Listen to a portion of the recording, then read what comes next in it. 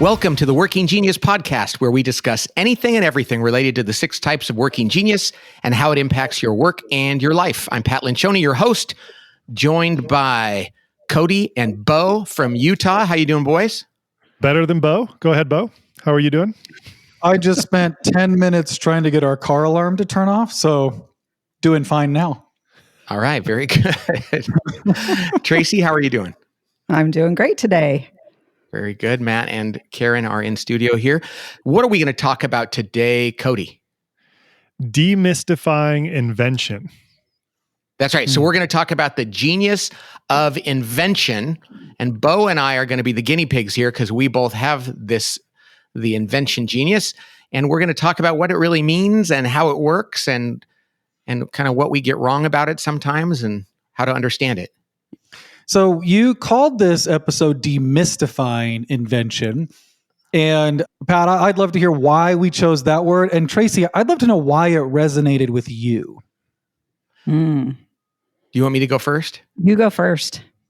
Well, Tracy told me that we had to come up with a gerund, an ing word. Mm-hmm. And I said demystifying because I think a lot of people think invention is something that it's not, or it's the one that people are like, ooh, an inventor. Mm-hmm. And so sometimes we think it's sexier or more mysterious than it is. And we want to just talk about the reality of what it's like to have this.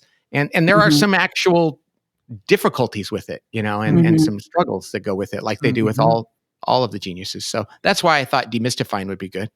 Yeah, and because invention is my last, it's in my working frustration, it seems like magic to me. And we've talked about this on the podcast before. It really seems like magic. And I don't understand how Pat does it, how you do it, Beau. And I think that's sort of the purpose of our conversation today, is to really unpack that. I think one of the things that resonated with me when I first heard about Working Genius, Pat, was you said, inventors are the ones that people are most likely to say, oh, that's genius. And It doesn't always feel like genius when you're doing it. You're just doing your thing. It's not magic. We're not trying any harder. Go ahead. Well, that's true about anyone's genius. It's something they do kind of naturally. They enjoy it. They get energy and joy from it. And so people tend to think, well, how do you do that? And I always say, well, how do you do what you do? Because I can't hang a picture. You give me a painting and a nail and a hammer and a room and a stud finder to find where that is. I've tried it many, many times and it never works. And my wife just goes, give me that. And so there's things that other people do naturally that I can't do. And so and I think it's kind of cool that Tracy goes, I don't know how you do it. And we're like, yeah, we don't either. It was a gift from God. So we shouldn't brag about it, but it's just something we like to do. Yeah, and I love that part of the conversations we've had around Working Genius and so many of the stories that we received is like, there's a reason we called it Working Genius and that everybody has one, is that it elevates them all to this level of genius, like the way that you contribute on teams. And it's really necessary to have all of them. And so I love that we get to deep dive into sort of demystifying this one, or helping. We've done an episode on enablement before and why that looks different than the other geniuses. So this will be fun to kind of explore all the elements that we talk about. Like, where does it fall in the context of other geniuses? What does it look like from a disruption standpoint? So I think, Beau, like, let's contextualize this. Like, genius, let's talk about all the different ways we look at invention. I love it. I was just going to ask you to do that same thing. Kind of give us the basics, Cody, of what is invention? Where does it fall? If you're explaining the model to somebody, where does invention fit in? Yeah.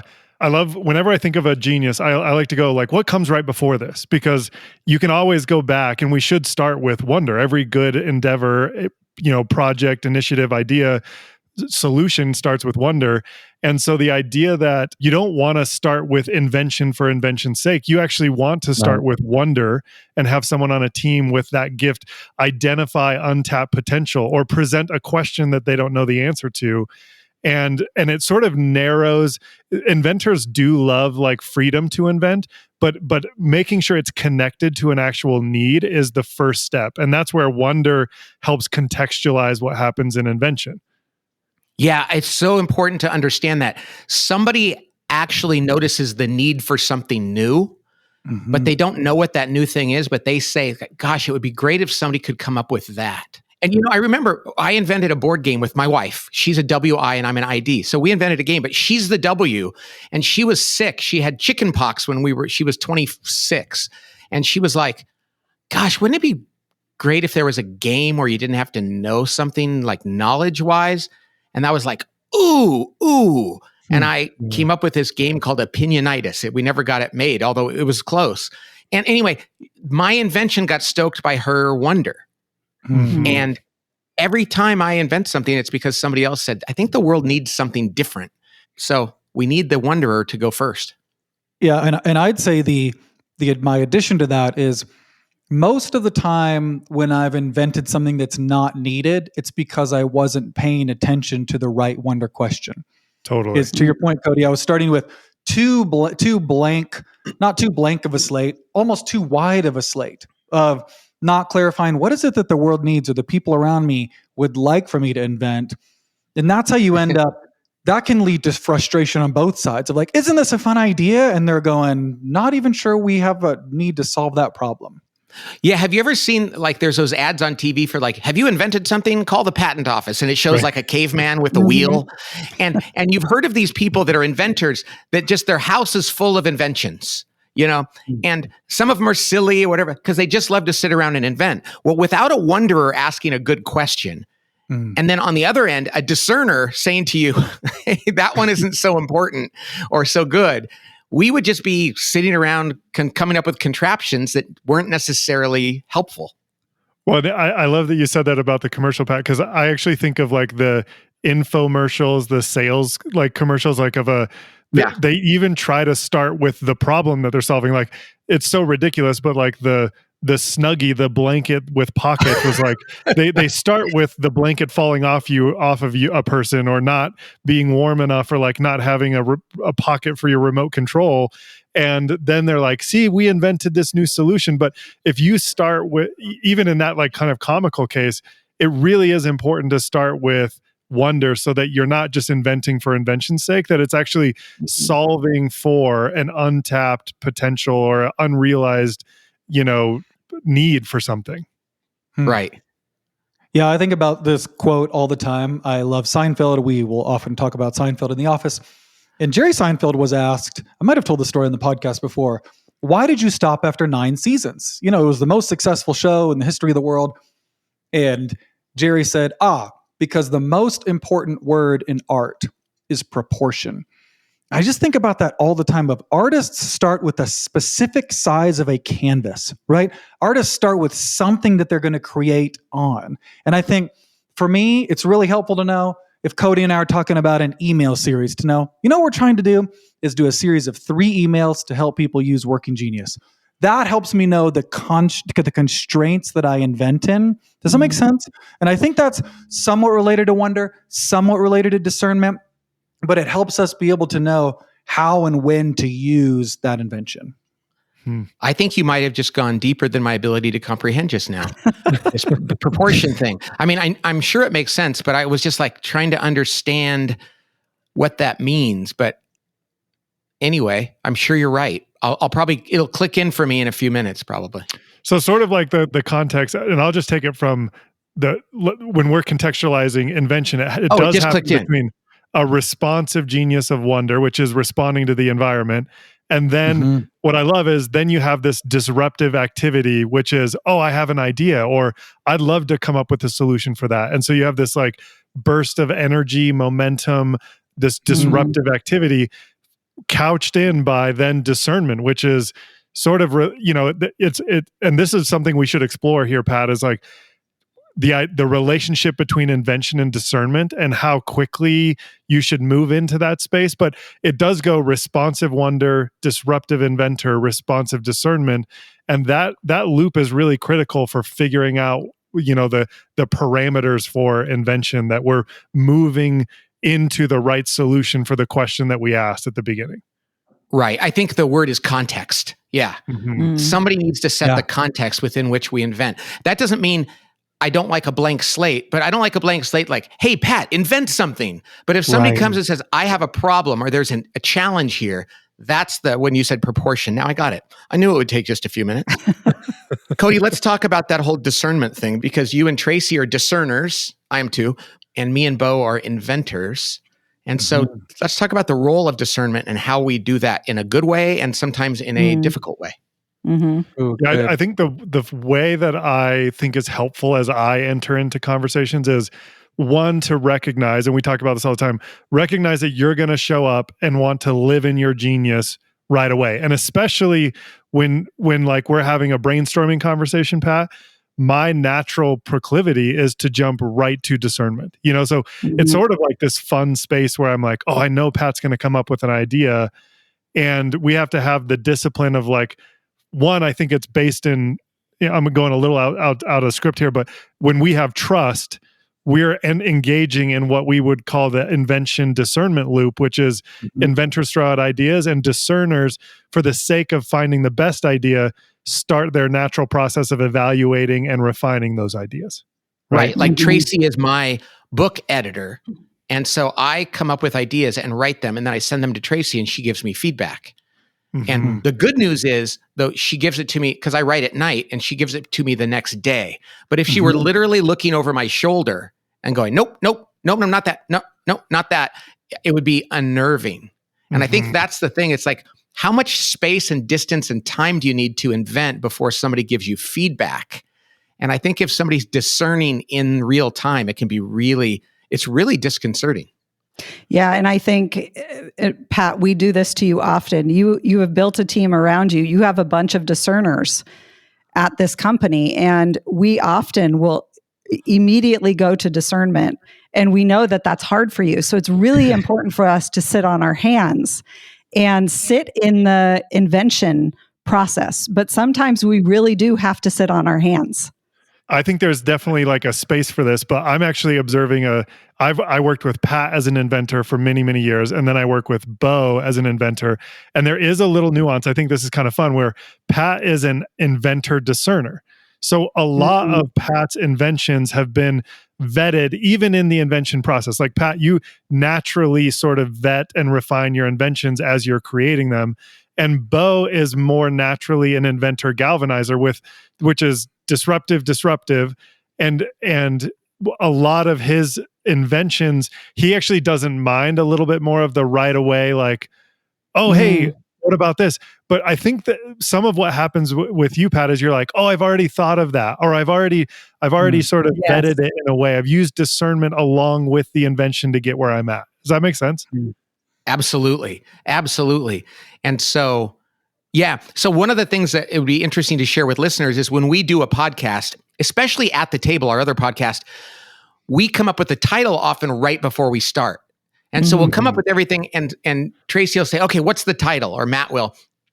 And it's like micro invention right there. And it is so painful for me because I'll go, what about this? And people just go, nah.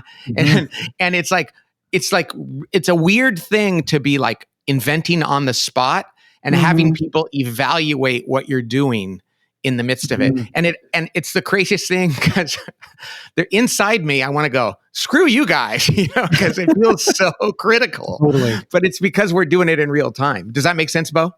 Oh, the thing I was nodding enthusiastically during what you were saying is, I hate people looking over my shoulder, because I'm like, I want to get it out before you come in and edit it. And I've learned I need the edit, but let me get it all out before you then begin to discern. And I think a lot of inventors would resonate with this feeling of, we know that we are bringing things that need to be evaluated. Absolutely. Let us bring it.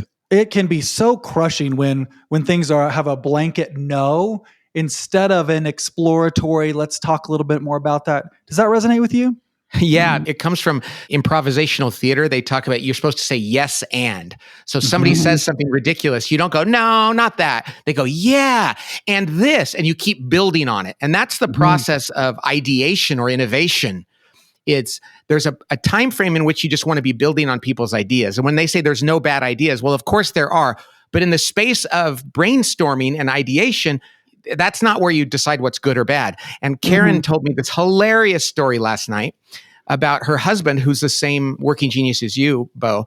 And Karen's a discerner and he's an inventor.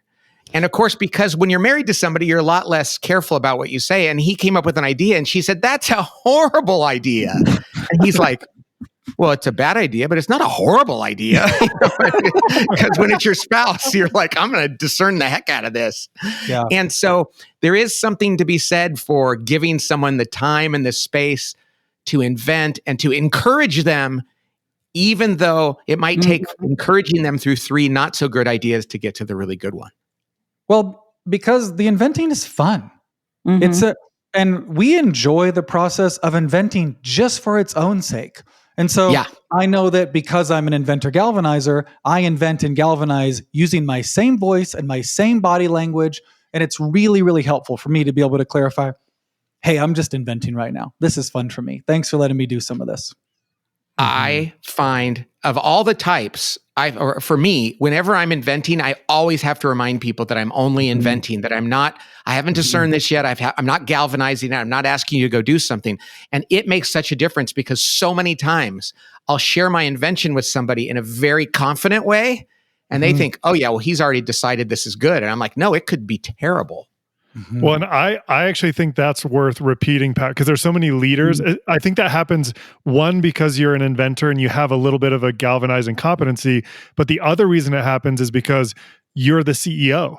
And sometimes as the CEO or the leader, if you're the team leader and you start inventing, it sounds like marching orders for all of your team. Like you're coming up with a new idea, and really what you need from them is to evaluate it. But if you're not careful and contextualizing where you're at, you're just inventing, your team that you lead can think that you're giving direction. And then you'll wind up a week later, they'll have tried to execute on just an idea that you were hoping they would evaluate. And everyone is sort of confused and frustrated, like, "Oh, I thought you were giving us marching orders instead of just wanting feedback." It's not a bad idea to ask an inventor when they're going, "Oh, I came up with an idea." It's really not a bad idea to go, "Hey, are you looking for some discernment or some encouragement or somebody to invent with you?" You know? And I know that sounds like a buzzkill, like, but if you give them something they're not really asking for, it can be a true buzzkill. And so I think it's really good as an inventor for me when I go share my inventions with people to kind of let them know where I am in the process and what I'm asking for. I totally agree, because in a team dynamic, the team wants to take the elevation of the conversation or whatever we're doing towards their geniuses. Well, the table group, we have so many discerners. And so for Pat, for you and me, maybe it's especially helpful to be able to clarify, hey, we're just in inventing space. And what I would say as an inventor, we often crave is a little more space, right? To be able to enjoy that process and get it out before it even. And then, Cody, you talked about this invention discernment loop. Invention is not usually done when the discernment starts, right? There's usually invention that needs to keep happening as the ideas are being discerned, to be like, "Well, it's not quite that. Can you go back and try that sentence again? Or go rewrite that question. That title doesn't feel like it quite fits. What if we..." And it's a little bit of a dance. It's a total dance. I think that I'm just my own self. I don't know how other writers work, and I haven't talked to that many. But in movies, you see them like walk in with a manuscript and hand it to an editor. And you go, "Here," and it's like, I don't think it can work that way because it would be just too overwhelming. And so with Tracy and I, she's my editor. I will send her a chapter or 5 pages, and because if she gives me edits on that, I can do that. If I walked in and gave her my entire book, it would be impossible. And it would be crushing for me to be getting that kind of discernment back. So I think it is a dance. It needs to go back and forth and back and forth. Yeah. And I think, Pat, with regard to the writing process, I think we've mastered that dance, because I'll know when I need to encourage you, and I know when I need to discern the ideas. Right. So it's like I'm constantly weighing those two: how to encourage you to continue, how to discern, hey, Pat, this is the wrong general direction. And Tracy, I would say, and maybe it's just for me, but I think being a DE is the perfect editor, Because if you were a DT, you go, okay, this doesn't work and we need to get this done. We need to and finish you know when it. to be like, it's okay. It will be fine. It will be fine. And then there I are sort times of when trust the process. yeah, exactly. And I do want to go back and because I think what you guys are describing is really important in this invention discernment process. And we talked about how fundamentally core trusting each other is first. And then if we're sort of overlapping working genius and the 5 dysfunctions a little bit, which is that a lot of the invention and discernment loop, that evaluating and refining the idea, happens in that conflict stage of the 5 dysfunctions pyramid. Because when we have trust, then we talk about conflict being nothing but the pursuit of the best idea. And really that's what invention and discernment is all about, is how do we walk out of this room with the best possible solution to that question that we asked in the wonder phase. And the best way to do that is have immense degrees of vulnerability-based trust and great ideological conflict. Because even in the story of like you guys doing the editing process together, there are times where Tracy's like, Pat, this character's not working. And you're not here to argue for your invention, Pat. You're here to argue for what will work. What is the best way to write this scene or to develop this character? And when you have the trust, you can actually get to the best idea. Yeah. I think it's so interesting, and this is probably true of every working genius, but now that we're talking about invention and I'm an I, you want people to believe that you do have that you're good at this. And if you have to, the discerner, it's so painful when people are like, give me proof.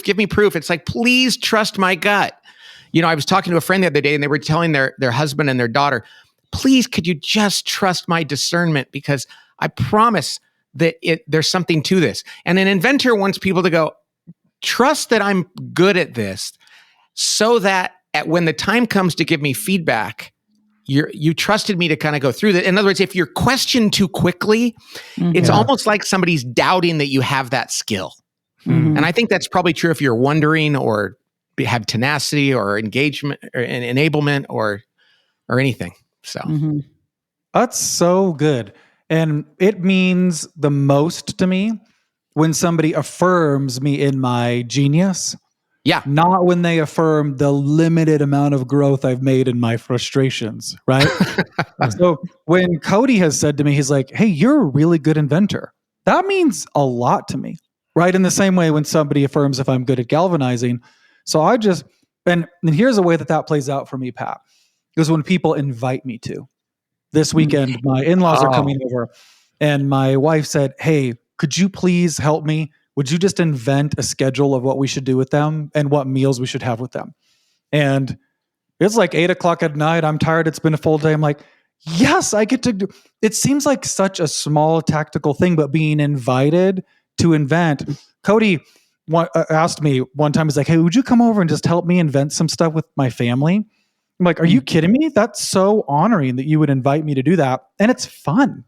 I think that's the beauty of working genius is when we know who we are and the people around us know who we are, we can actually celebrate one another's geniuses by letting them exercise them. And that makes us happier people. We love to be asked to do things that we're good at. And whenever we can do that, that's wonderful. Hey, it's a good question, I think, you guys, is, so what happens if you have a team and you don't have I? You don't have it. We've actually worked with a few organizations, like the leadership team said, there's nobody here with I. So what happens then? Yeah, I mean, there's a few things, but one of the more common things that we tend to see is that there's very little innovation. So people might have, even if, let's say they have lots of discernment, but not a lot of invention, they probably figured out something that works.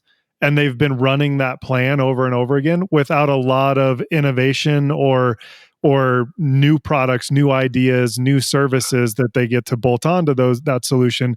So you see a lot of the rinse and repeat sort of thing happen on teams where we've sort of discerned the right thing to do, and we're just going to keep doing that without a lot of innovation. And so what do you advise them? It's like, okay, we've done your team map. Nobody here has invention. And so what do you do? How do you solve that? Ooh, I have an observation. I know that you could borrow folks from within the organization perhaps, and inventors love to be able to loan their invention. And I've witnessed discerners who don't have invention when they're solo and there's nobody else to be able to invent for them. What they'll often go do is search for ideas that are already out there. They'll go look for other examples of websites to pick the best things of that website. They'll go look at other people's menus to be able to discern their way into invention.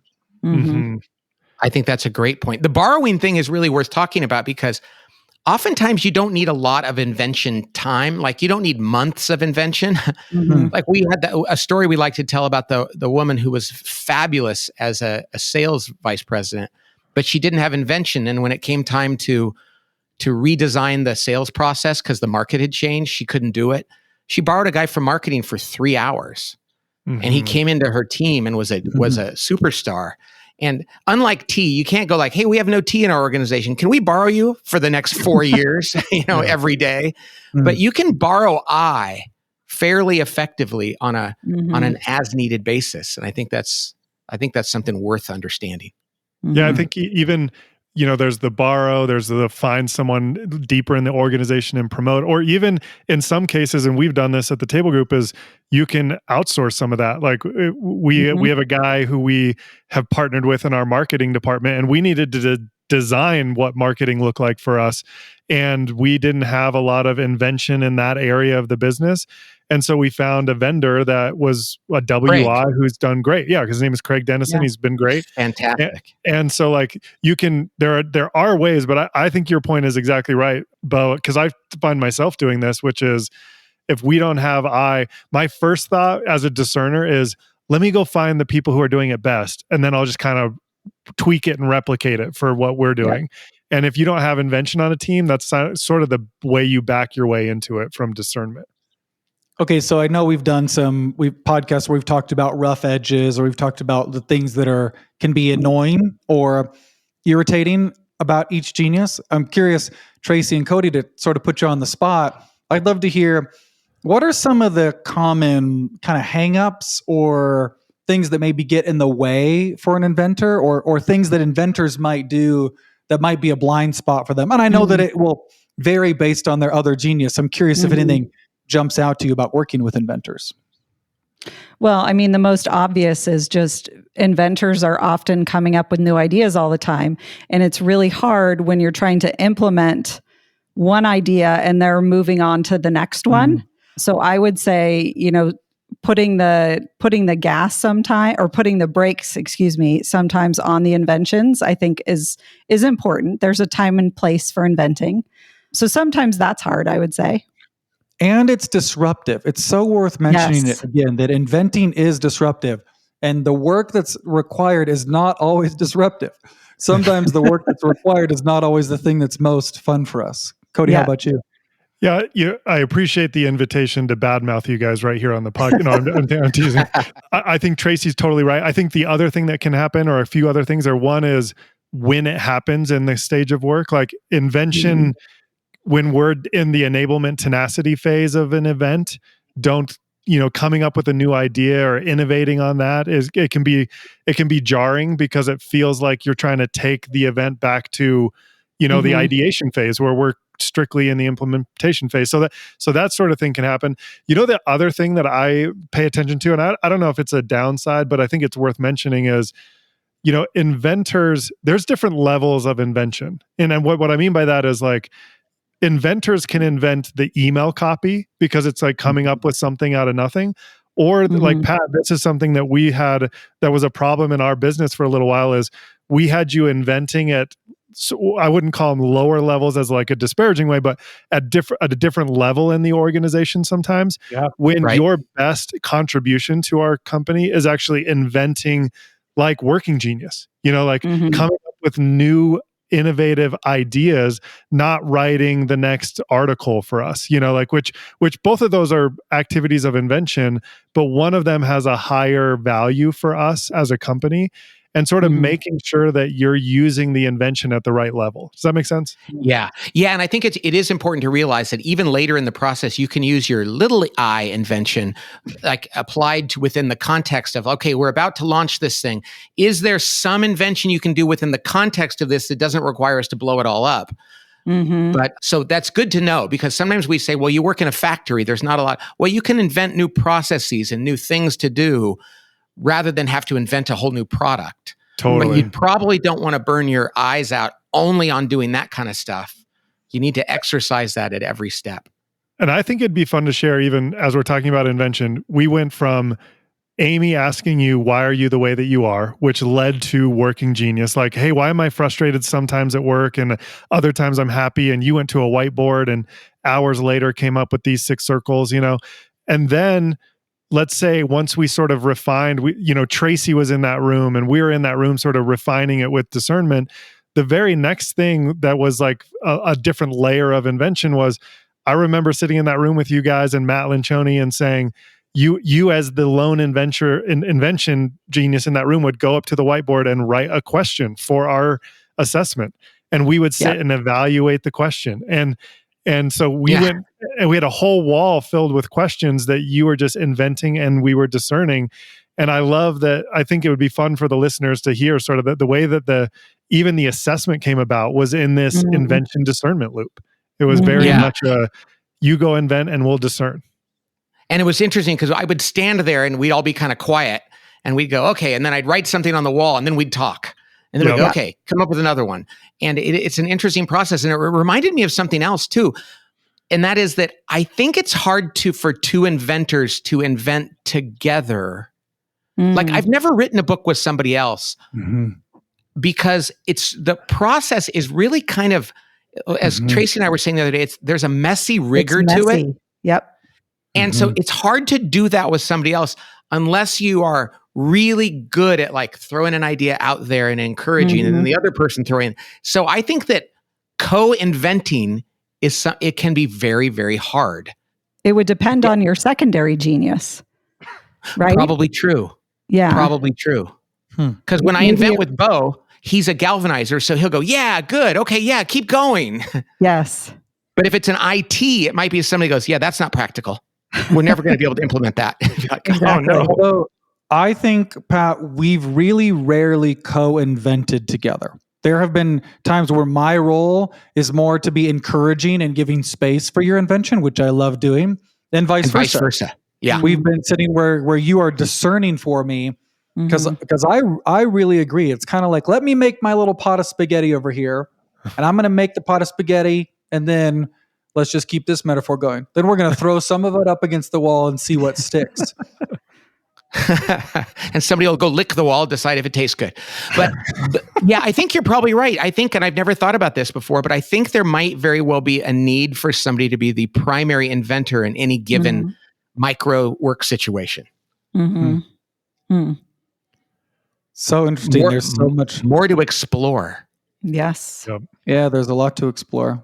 Any final thoughts, Pat, about invention? Well, just for the people that are inventing out there, I think knowing what your secondary type, your secondary genius is important. But I think for people to understand that helping people know that there's a time and a place for discerning, and if it's happening too quickly, that it can be very disconcerting. The other thing is to appreciate the W's, and that letting the W's do what they do well, and know that the ideation process starts with W, not with I. And so really honoring the W and then appreciating the D, and you got yourself a good situation, I think. All right, that's it for today. Thanks for joining us, everybody. We love talking about Working Genius, and we'll look forward to talking to you next time. God bless.